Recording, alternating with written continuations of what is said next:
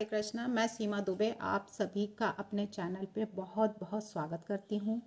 मैं आज चर्चा करने जा रही हूँ दिल्ली के चुनाव 5 फरवरी को हो चुके हैं।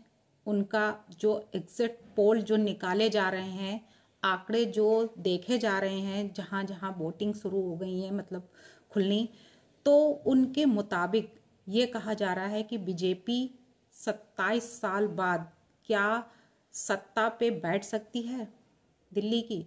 तो दिल्ली की सत्ता पे बैठने के लिए अब आम आदमी पार्टी को बर्दाश्त नहीं हो रहा है।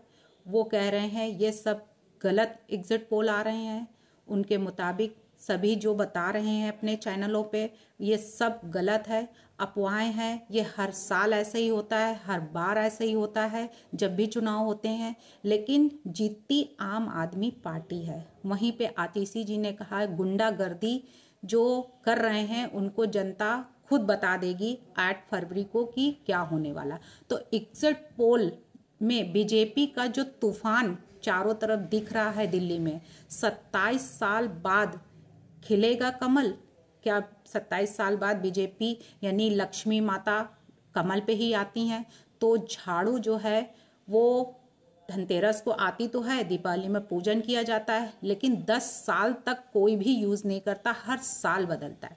तो क्या अब लक्ष्मी माता को लोग पसंद कर रहे हैं कि कमल पर बैठ के अब दिल्ली में लक्ष्मी माता प्रवेश करें ताकि वहां का विकास हो सके? क्योंकि विकास की बात तो सभी लोग करते हैं, लेकिन विकास अभी तक दिल्ली में सही से हो नहीं पाया। सही से क्या, बिल्कुल भी नहीं हो पाया।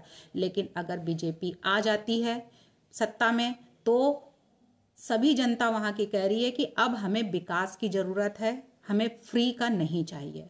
तो क्या वाकई में ऐसा होने जा रहा है और दिल्ली में सत्ता बदलने जा रही है? तो इन सब को लेकर यानी कि जो लोग बोल रहे हैं कि अब हमें दिल्ली में विकास चाहिए, तो क्या अब दिल्ली में केजरीवाल जैसी पाप की लंका अब जलने वाली है? जो शीश महल उन्होंने तैयार किया था, उनको सबको लेकर जनता भी इतना अचंभा में पड़ गई कि इतना बड़ा शीश महल, इतने करोड़ों रुपए जो जनता के उसमें लगाए गए, खर्च किए गए, ना कि जनता पे ऊपर खर्च किए गए। तो इन सबको लेकर अब केजरीवाल की वहां की जो दिल्ली की सत्ता है वो डूबने वाली है।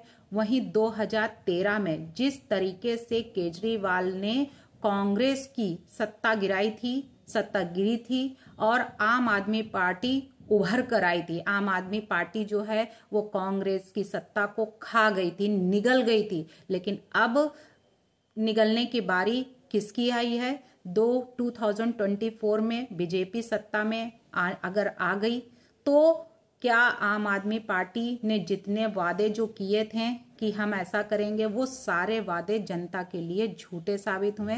जनता समझ गई है कि किसको वोट देना है।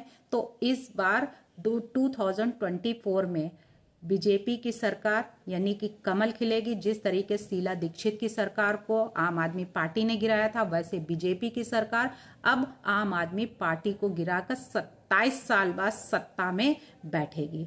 वहीं पे वाल्मीकि के समाज के जो कई लोग थे, उनका कहना है कि केजरीवाल ने बड़े तारीफ किए, बड़ी वो किए, यूज किया, हमें टिश्यू पेपर की तरह हमको यूज किया गया। लेकिन वहीं पे प्रवेश वर्मा जी ने कहा, वादा किया कि हम आप लोगों की सहायता करेंगे, हम आप लोगों को न्याय दिलाएंगे।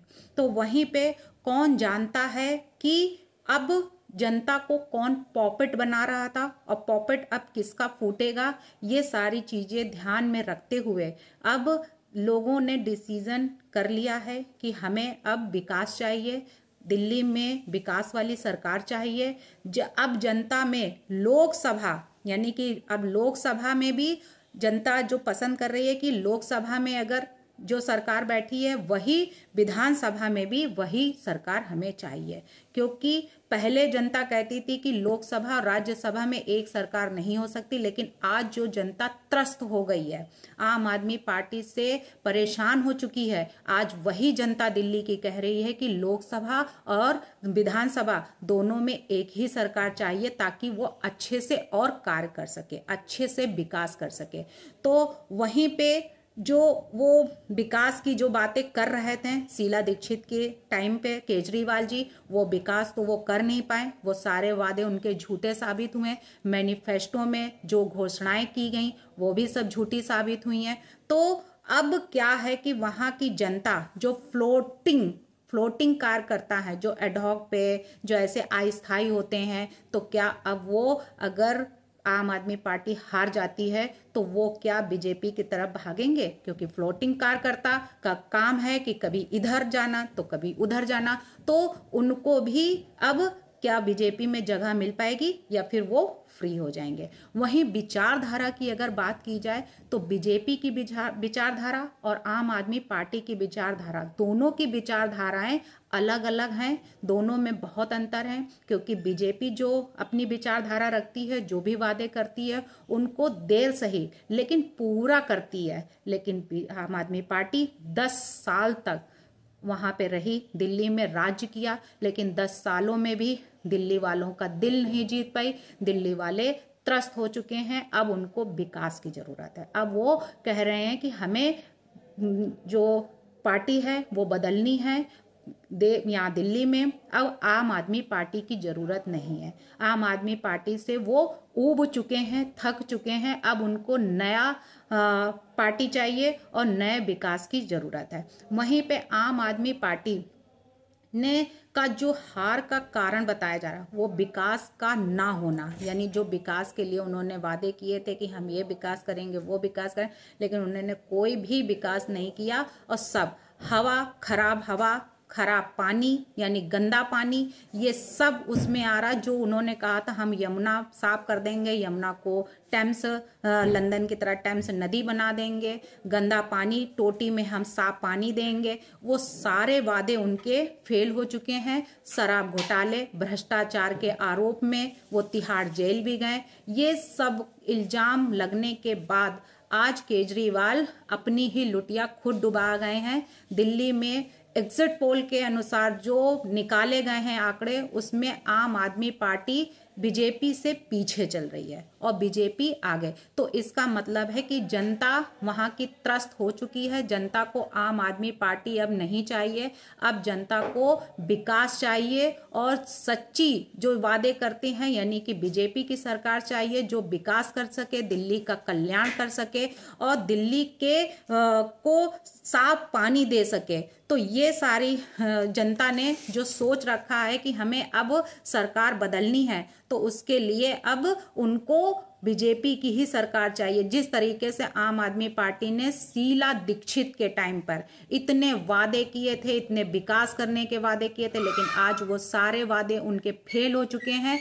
और इन सबको ध्यान में रखते हुए अब बीजेपी की सरकार वही पर पैतरा जो आम आदमी पार्टी ने शीला दीक्षित के 2013 में विकास के नाम पर किया था कि हम विकास दिलाएंगे दिल्ली की जनता को, लेकिन आज वो सारे विकास उनके धरे की धरे रह गए, सब फेल हो चुके हैं। लेकिन अब जनता ने, बीजेपी निर्णय कर लिया है कि अब दिल्ली में कमल ही खिलेगा और वो उनके पोल के अनुसार दिख रहे हैं कि वाकई में दिल्ली में कमल खिलने वाला है, जो पोल एग्जिट पोल जो बता रहे हैं। तो क्या अब मोदी भी चौंकाने वाले हैं? जिस तरीके से महाराष्ट्र का में चौंकाया था, ऐतिहासिक जीत हुई थी, हरियाणा में ऐतिहासिक जीत हुई थी, तो उसी तरह अब दिल्ली में भी मोदी फिर चौंकाएंगे कि जीते तो किसे सीएम बनाया जाएगा। तो अब मोदी जी ये जो सस्पेंस वाला राज अपना बना के रखते हैं कि अब जीतने के बाद किसको हम सीएम बनाएंगे।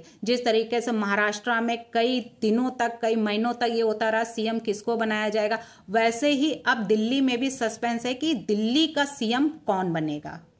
तो क्या अब इसमें जो हार केजरीवाल की हो रही है तो इसमें राहुल और अवैसी का ही ये सब देन है, जिससे अब केजरीवाल की वहां पे पलट, यानी कि अब तख्ता पलट होने जा रहा है। क्योंकि राहुल जी ने भी कहा कि आप इस यमुना नदी का पानी टेस्ट करिए और फिर अस्पताल में मिलते हैं। वहीं ओवैसी ने भी यमुना नदी ने आखिरकार दिखा ही दिया जो उन्होंने जहर घोलने की बात की थी। तो जहर किस किस ने घोला है, केजरीवाल ने किसके लिए घोला था, तो ये सब अब उनको सामने आखिर दिख ही गया। दूध का दूध और पानी का पानी हो ही गया। तो केजरीवाल को अब ये हार किस तरीके से बर्दाश्त होगी, इसीलिए अब बौखलाए हुए हैं सीएम आतिशी जी, जो उनकी साथ में रहती हैं, और केजरीवाल भी। तो केजरीवाल और आतिशी इसीलिए अब दूसरों को, यानी कि बीजेपी की सरकार को, बीजेपी को सीधा निशाना साध रही है कि ये गुंडागर्दी करते हैं, ये गुंडों की सरकार है। तो ऐसा कहना क्या उनको शोभा दे रहा है? लेकिन फिर भी जनता समझ गई कौन गुंडा है दिल्ली का और कौन गुंडा राज फैलाए हुए है। तो दिल्ली की जनता अब 8 फरवरी को नतीजे आने के बाद बिल्कुल क्लियर हो जाएगा कि दिल्ली की जनता ने किसको गुंडा समझा और किसको राजा समझा। अब झाड़ू लगाते लगाते लोग थक चुके हैं। अब उसकी फेंकने की बारी। 10 साल से एक ही झाड़ू यूज कोई नहीं कर सकता। लेकिन अब जो वहां पे लक्ष्मी माता वहां प्रवेश करने वाली हैं कमल पे, तो अब दिल्ली में कमल का फूल खिलेगा, तभी वहां का विकास होगा। भारत माता की जय। वंदे मातरम। जय श्री राम।